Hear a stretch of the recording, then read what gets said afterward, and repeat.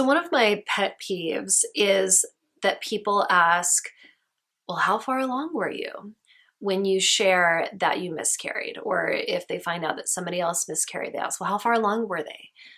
My thing is, does it really matter? You know, it doesn't matter if you were pregnant for 4 weeks or 15 weeks. The level of grief that a woman experiences is still so incredibly intense because the thing is the second you find out you are pregnant, especially if you were trying to become pregnant, you start connecting with the idea of this baby. You start to develop hopes and dreams for the pregnancy, for their birth, for their life. I mean, almost immediately you become emotionally invested in the pregnancy. At least many women do. That's not to say all women have to have that experience, but many women, the second that they see that positive pregnancy test, those expectations are built, that bond starts to form between themselves and that developing baby. So yeah, all of this is shattered, you know, when you have a pregnancy loss. And again, it really, really doesn't matter how far along you are. Your grief is valid no matter what stage of your pregnancy the pregnancy ended.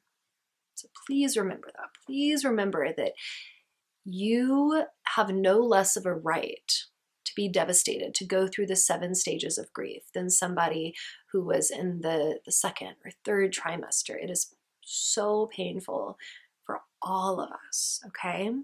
And I know that people do not have a right to treat you with any less compassion if, say, you were only a couple weeks pregnant. You know, if you say, somebody has asked, well, how far along were you? And you say, oh, well, I had just found out like a week before. And they go like, oh, well, you were barely pregnant. You know, it's fine.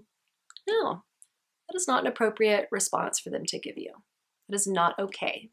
Again, you have every right to grieve, to feel immense sadness.